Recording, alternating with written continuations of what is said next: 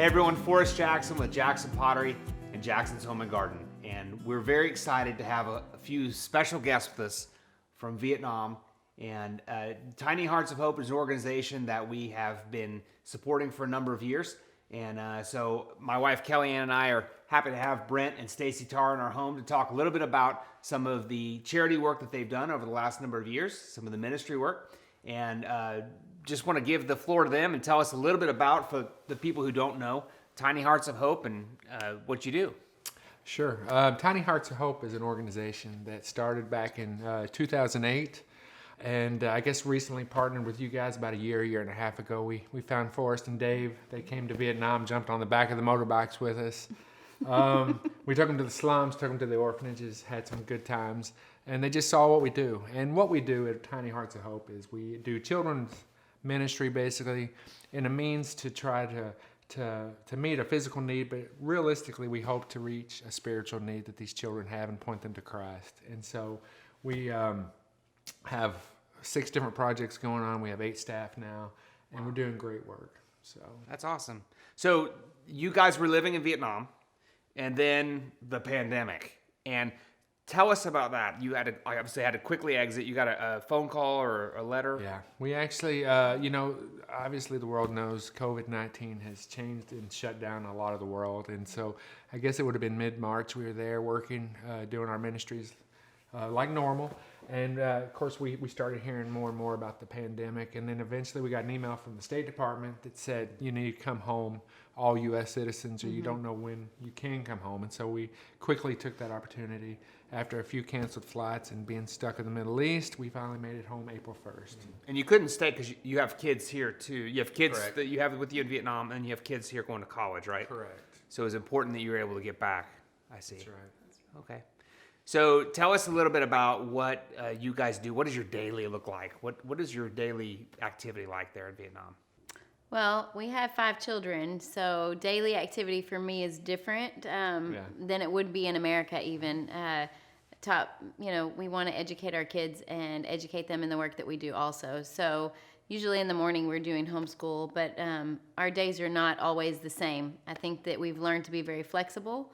So we get up and do our school, and then we're usually in the slums or in the orphanages lunchtime till dark. So our kids have learned to help feed orphans. Our kids have learned to help build food boxes, or they're very flexible to be able to go and do different things daily. None of our days ever look the same. So we've learned in Vietnam that you expect something to go one way and it never goes that way. It's always different. I think America is very 9 to 5, and most countries outside of America are not.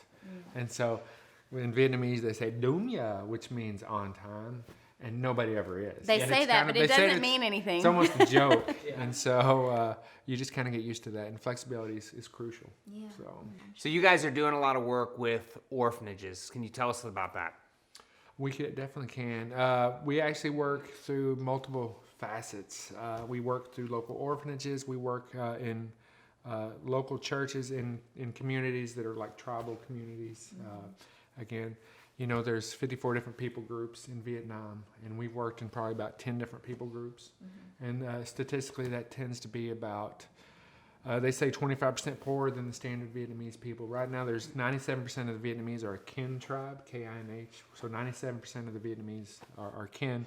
We work with those 3% because they are discriminated against. They are facing more challenges, and oftentimes they're very isolated from the rest of other communities. And so, to answer to orphanages is just one facet. We also work in slum areas. I think what we try to do is we try to reach those that are disadvantaged, those that are underprivileged. And in doing that, it's not necessarily just going to be an orphanage. It could be the slums. It could be these tribal areas. We just see a physical need and try to get there, and it's just real, and we meet a real physical need. So what kind of services are you offering them? Well, we have, we have 6 different projects.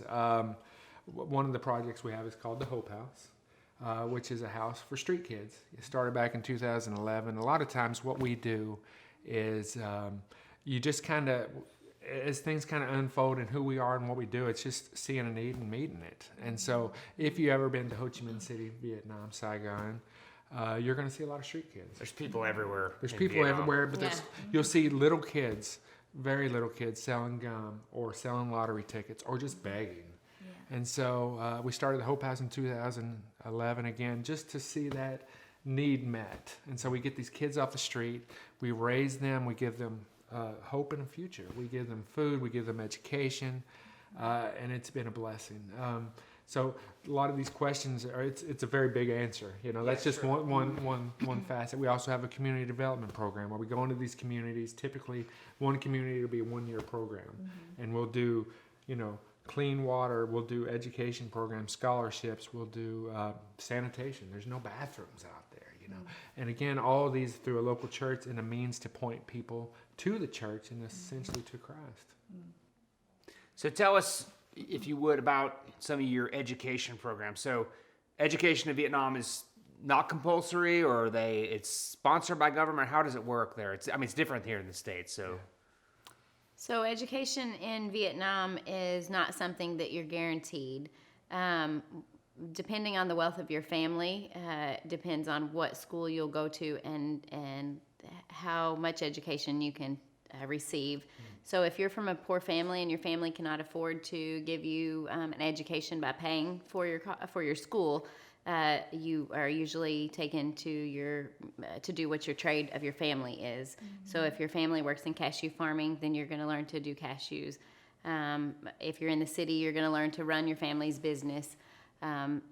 Only the families that have the income to pay for the school are the kids that actually benefit from school. So what we try to do is find the kids who cannot afford to go to school, and give them education and help them, and do scholarship programs to where that they can actually get an education. So about what percentage of the kids go to school in Vietnam, or have that's a high percentage. What it is first off, the government does provide education. It's just not, it's not free. So basically, that education you have to pay for. And so a lot of times these families have to choose between eating and education. And obviously eating is going to be the priority. So the families will have the kids cashew farming or coffee bean farming, things like that.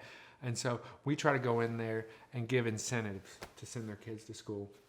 So I think the percentage is actually quite high.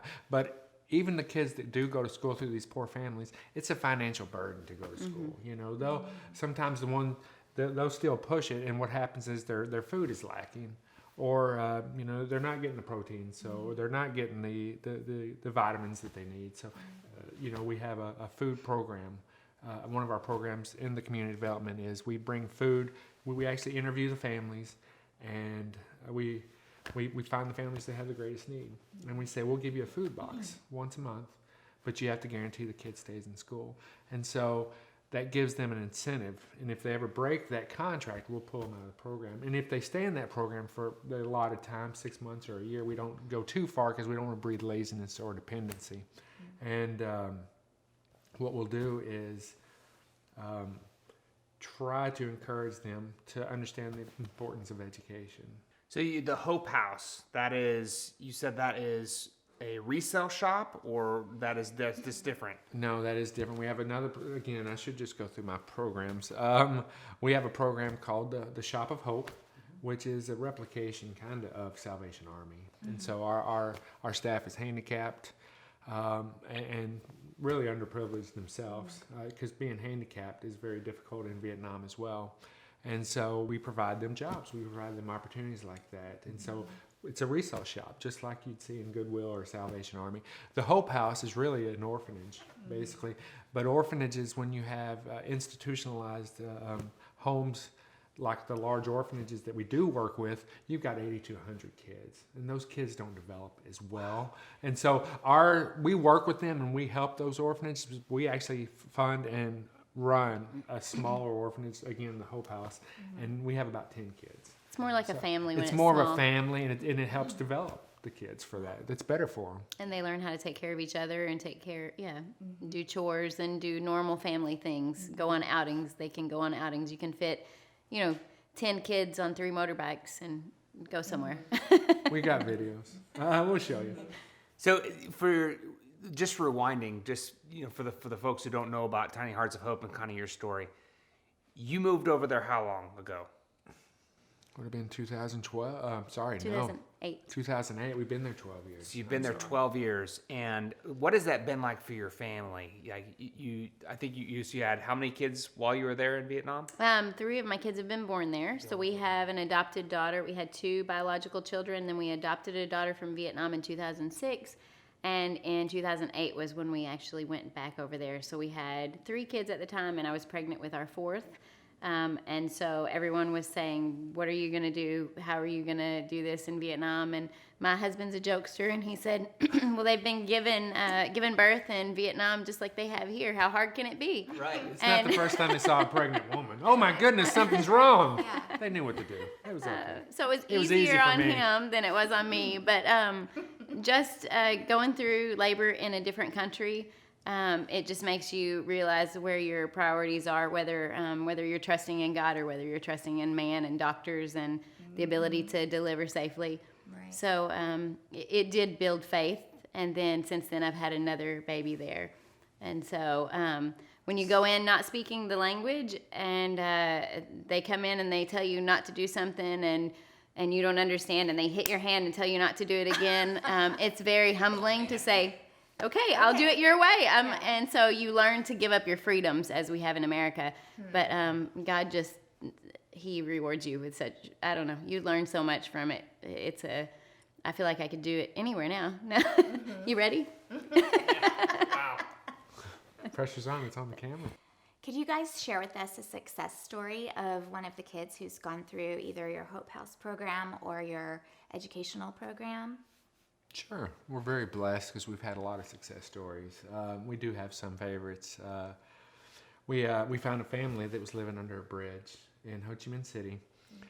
We found Wook, V, Fung, and Fung actually had 2 kids at 21 years of age. And we took them into the Hope House, and Wook has just recently graduated culinary arts school. Awesome. V is about to graduate college. And yeah, it's been great. And as a matter of fact, these are kids that lost both their parents, and they were really forced to live on the street. How old were they when you found them living under a bridge? Let's see, V would have been 13. 13 and 15, I believe. 13 and 15. And their older sister would have been 20, 19, 20, 21 maybe. Wow. But yeah, it's pretty exciting. And the reason I keep looking at her is because they call her mom.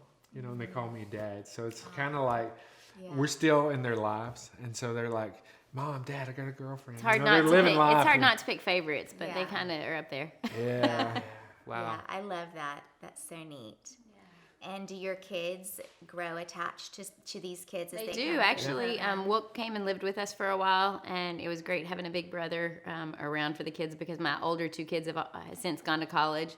So to have an older brother around again to take them around.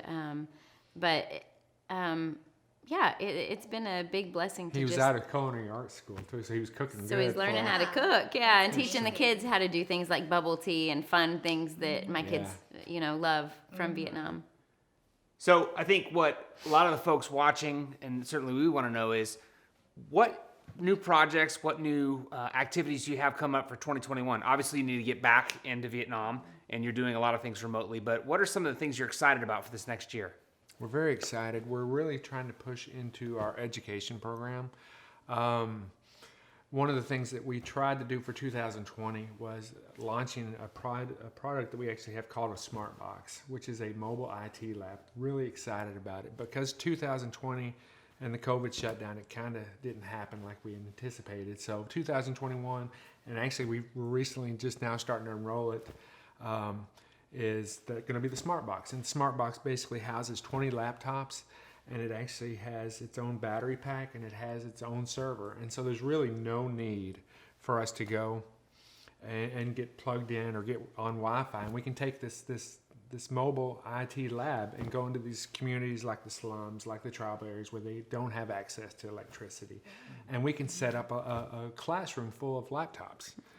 Use these laptops to teach language, to teach math, to teach everything you can imagine. And of course, we're going to have a trained teacher to do that. So we're really excited about Smart Box. We have one and we're looking to get more. Okay, so you're looking to get one for each community, and you would leave it there. You take how would that? We would work? take it with us. A lot of times in the areas that we work, they're not very safe. Like the slums are very makeshift housing, and so you can literally push your hand through the wall. I remember seeing that. You did see that, and so you wouldn't leave anything of value. I think the smart box is about $8,000 to $10,000. Could you guys tell us about what are your most pressing needs that you have coming up when you go back to Vietnam? Maybe something that we can either be in prayer about, or a goal that you might have that you want to focus on financially? Sure. We are a donation-based organization, and so whatever we get, we always try to push to the community. One of the things I think we've always fought would be a need for transportation. You know, our staff and Hope House number about 25, and so when we go and transport to go to a location, it's very difficult. Usually 5 or 6 motorbikes. A lot of our staff is handicapped. How many people are you talking about that ride or go together? So we have 6, 7, 8 motorbikes with 2 or 3 people. It's like a whole gang. So usually, sis, and so a car would be great. The unfortunate factor about having a car is it's very expensive. In Vietnam, the way they control traffic is they highly tax vehicles that are 4-wheeled, and so right now the infrastructure in Vietnam just can't support everybody driving cars like America, and so a car would be a blessing for us for sure. Again, it's always been a financial burden. We would rather push that to do ministry to help people, but that would help us greatly too. It's good to know. Great. Thank you. So I think the only other thing that we need to know is how can we help? Obviously, going to tinyheartsofhope.org is a great opportunity on there to give. Any other avenues that you guys offer? I mean, PayPal and like that. Is it all? Sure. Okay. We definitely have PayPal. We have an address here in the States, a P.O. box you're more than welcome to send checks to. We like people coming over too. It's just a blessing to have people and I love this because we got to see your husband on the back of a motorbike. I don't know, and then Dave and Just don't let but it it's who we are. Yes. We live with the Vietnamese. We embrace the Vietnamese, and you saw who we were, and I guess that's why you guys got behind what we do, and we appreciate that. So. Awesome. Very cool. Well, we really appreciate you guys being with us. Thanks very much. Thank you. tinyheartsofhope.org. It's a great organization. What we like about them is they're real down to earth, real people. Dave and I, like you said, we did have the privilege of visiting them, going to orphanages with them, seeing that they have their hands really in what's going on. You give a lot of times to big organizations, you don't really know where the money goes. You can see the effects of what they're doing every day. And it's grassroots. It's phenomenal, the people of integrity. So really appreciate you watching. Thanks very much, you guys, for being here. Thank you. Take good care.